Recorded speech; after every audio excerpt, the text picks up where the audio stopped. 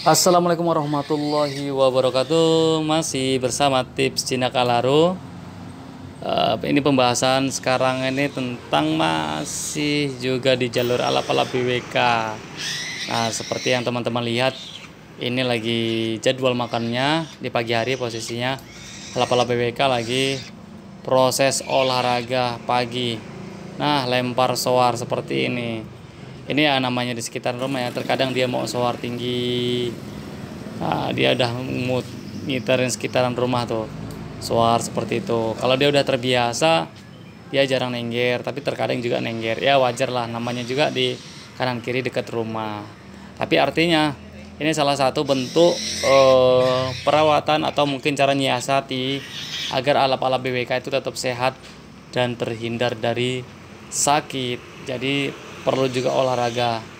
Panas pagi itu sangat baik buat alap-alap BWK.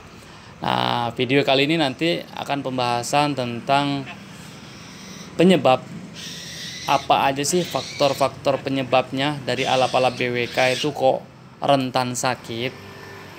Itu semua mau kita bahas di video kali ini ya. Karena menurut saya pembahasan penyebab alap-alap BWK rentan sakit itu sangat penting. Banyak sekali dari teman-teman mungkin yang udah nge-handle alap-alap BWK, ternyata kok alap-alap BWK-nya malah sakit. Dan itu kan sangat disayangkan sekali. Kalau udah ada penanganan yang bisa mensiasati supaya nggak sakit kan artinya bisa memperkecil kemungkinan. Nah, ini olahraga pagi ini rutin ya dilakukan setiap paginya ketika terik matahari lagi bagus-bagusnya antara jam 7 sampai jam 9 lah. Ini burung lagi di atas nih. Nah, ini terus kita lakukan setiap pagi. Lempar, panggil.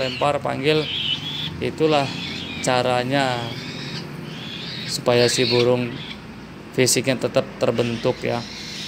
Jadi nanti ada beberapa poin yang mau dibahas. Jadi posisi burung memang lagi di atas, biarin kita ya turun dia. Lempar aja dulu. Jadi di kesempatan video sekarang ini pembahasannya terkait dengan alap-alap BWK yang konon ceritanya sih menurut saya sih dan juga banyak-banyak dari sebagian orang pelihara itu dia itu rentan akan sakit. Video sekarang mau kita bahas faktor penyebab apa aja sih yang membuat kadang-kadang alap-alap BWK itu gampang sakit. Ada beberapa faktor yang mau kita kupas di sini ialah yang pertama masalah makan. Makannya kenapa bang? Yang jelas kalau alap-alap BWK ini ya, kalau menurut saya pribadi alap-alap BWK ini burung alap-alap yang pencernaannya itu sangat sensitif yaitu dari bakteri. Jadi buat teman-teman kalau mau ngasih makan burung alap-alap BWK itu dipastikan pakannya itu dia masih fresh, seger, kondisi. Oke, saya lanjut. Tadi terutama kalau kita mau kasih makannya itu yang jelas kita pastikan kondisi dagingnya itu fresh, masih segar. Fresh segar itu maksudnya gimana, Bang? Kalau biasanya kan pakai burung puyuh akhir, juga terkadang pakai burung-burung kecil dan juga pakai tupai. Jadi saya biasanya kalau mau taruh bajing tadi kan atau tupai, nggak mungkin kan satu tupai itu kita kasih makan dalam sehari itu habis. Jadi biasanya saya taruh di freezer, kasih suhu yang nggak terlalu gampang beku ya, artinya dia dengan kebekuan yang ukurannya agak rendah supaya si daging burung tadi tetap bagus. Dan itu pun nggak bisa lama-lama. Saya kalau di freezer mungkin sekitar 4 hari udah cukup lama bagi saya untuk daging tadi di freezer ya. Jadi ketika kita mau kasih makannya, daging tadi kita taruh di air, suatu tempat wadah mangkok gitu, kita rendam 1-2 jam sebelum kita memberi makan kepada alap-alap BWK. Tujuannya kenapa? Tujuannya agar si burung tadi hilang dari sifat bekunya, kandungan dinginnya itu jadi hilang, jadi supaya netral lagi suhu dagingnya. Itu sih tujuannya. Jadi kalau yang pertama tadi itu tentang daging yang kita usahakan kondisinya fresh. Yang kedua yaitu kita hindari, misalkan kita ngasih makan puyuh afkir. Puyuh afkir itu kan kita dapatnya dari peternak ya. Dari peternak itu biasanya kondisi bulunya, kulitnya itu biasanya banyak bakterinya. Kembali lagi, burung ala-ala BWK ini sangat sensitif di pencernaannya. Jadi ketika kita mau kasih burung puyuh afkir itu kita pastikan itu kita pastikan kulit, bulu, dan juga jeruannya itu nggak kita kasih sama si burung ala-ala BWK. Jadi gimana bang kasihnya bang? Kalau saya pribadi, kalau untuk puyuh afkir itu cukup saya kasih dagingnya aja, jeruannya saya buang, kulitnya, bulunya semua saya buang, dari kepalanya saya buang. Tujuannya apa? Tujuannya untuk memperkecil kemungkinan adanya virus atau bakteri dalam kandungan daging tadi ya, kandungan si burung puyuh. Karena kembali lagi, ala-ala BWK sangat sensitif di pencernaannya. Terus gimana bang kalau udah terlanjur? Biasanya sih kalau udah terlanjur penanganannya biasanya kasih antibiotik ya. Itu yang kedua. Dan yang ketiga, dalam pembahasan video kenapa si ala-ala BWK tadi rentan sakit, yang ketiga pembahasannya ialah tentang pemberian pakan. Selain tadi kita kasih daging, kondisi daging yang fresh, dan juga apa aja yang nggak boleh dikasih. Terus buat teman-teman yang biasanya nih kalau untuk ala-ala BWK pasti dikasih sama ikan lele kan. Nah, itu pasti lebih sering. Ikan lele sih menurut saya sih bisa dikasih, tapi kita kembali lagi ke habitat liarnya. Bahwasanya burung ala-ala BWK itu bukan burung pemakan ikan, walaupun dia bisa makan itu. Yang dikhawatirkan ya dari ikan tadi itu, ya terkadang ikan itu kan ada jamurnya. Nah, ikan ada jamurnya di bagian badannya, ada jamurnya. Kalau kemakan sama burung, itu akan jadi penyakit di pencernaan si ala-ala BWK. Daging lele, ikan-ikan lele, terus ikan-ikan yang lainnya itu, sebagian sih ada yang pakai cara itu ya. Tapi kalau untuk saya pribadi, saran saya mending nggak usah, kita lebih fokus ke daging.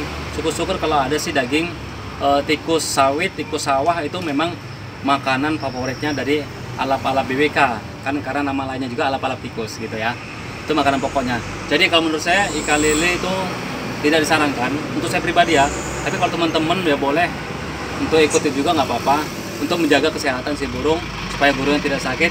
Jangan kasih ikan lele, tetap kita fokus sama daging, burung-burung kecil, tupai, puyuh afkir, dan lain sebagainya ya. Kenapa nggak dikasih ikan lele bang? Apa ya? Ya kita lihat sih mas, kalau di habitat liarnya itu kan ikan lele itu bukan makanan pokoknya ya. Jadi menurut saya nggak pas aja gitu kan kalau mau kasih ikan lele. Ya kalau kita pengen nyiasatin supaya agar burung kita tetap sehat, nggak sakit, ya kita kembalikan lagi ke makanan pokoknya aja lah, daging-daging itu ya. Itu.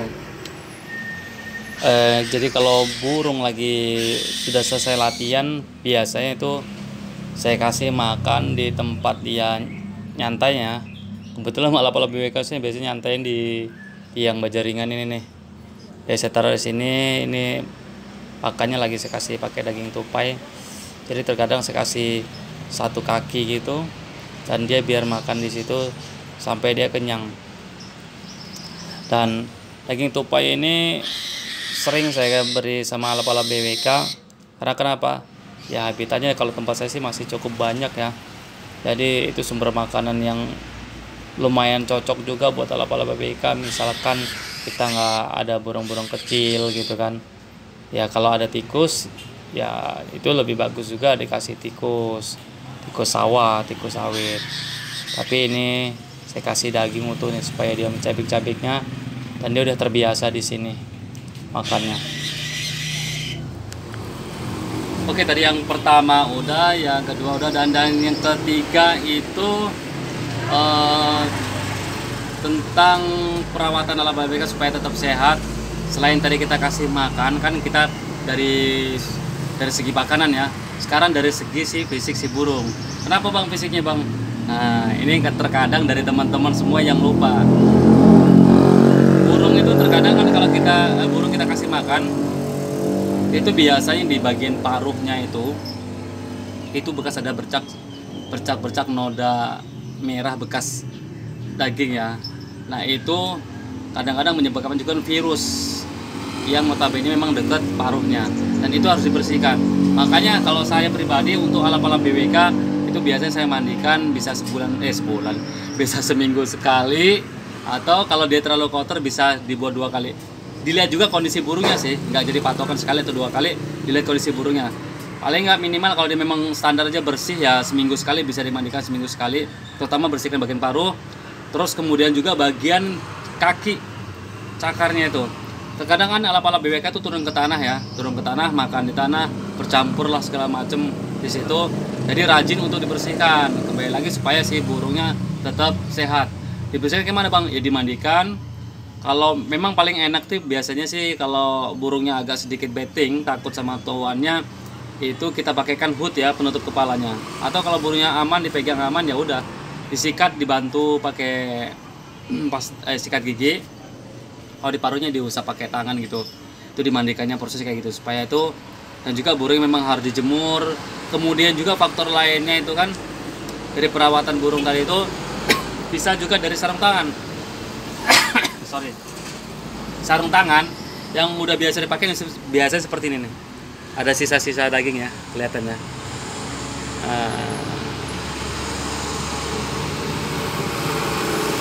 Jadi sisa-sisa daging ini juga bisa menyebabkan virus yang nantinya bisa masuk ke dalam pencernaan si alap-alap BWK-nya. Jadi saran saya kalau memang udah banyak sisa makanan di sini, ini harus kita sikat ya, cuci, kemudian dijemur.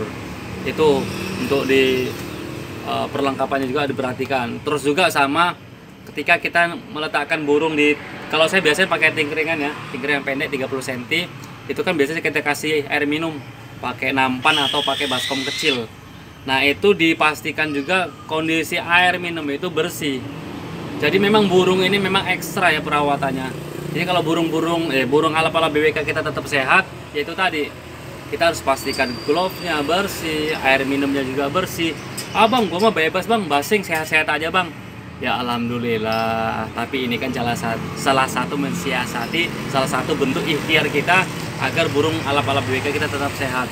Kalau misalkan teman-teman ada yang sembarang basing, burungnya tetap sehat, alhamdulillah bersyukur burungnya nggak kena virus, nggak kena bakteri. Tapi tetap itu bukan percontohan yang baik kan gitu kan. Karena tetap yang namanya keinginan kita kan harus ada ikhtiar. Kita ingin burung sehat ya perlu pasti ada ikhtiarnya kan gitu kan. Mungkin itu aja ya pembahasannya. Yang pertama kondisi daging yang fresh, yang kedua tadi apa ya? Mungkin dari pakan ikan lele juga itu, dan yang ketiga apa sih? Tentang kebersihan si burungnya ya. Itu ya kalau nggak salah ya. Ya mungkin video seperti itu aja. Mudah-mudahan bisa dipahami. Yang belum paham silahkan tulis di kolom komentar. Yang baru bergabung silahkan subscribe di tombol sebelah sini yang paling merah. Sekarang udah nggak merah sih. Pokoknya sebelah sini subscribe. Hidupkan juga notifikasinya agar mendapatkan video-video terbaru dari channel Tips Jinak Alaro. Terima kasih yang udah support channel Tips Jinak Alaro. Jangan lupa goyang jempolnya untuk selalu like, comment, and subscribe-nya agar channel Tips Jinak Alaro semakin sukses. Dadah, makasih ya. Dadah, assalamualaikum.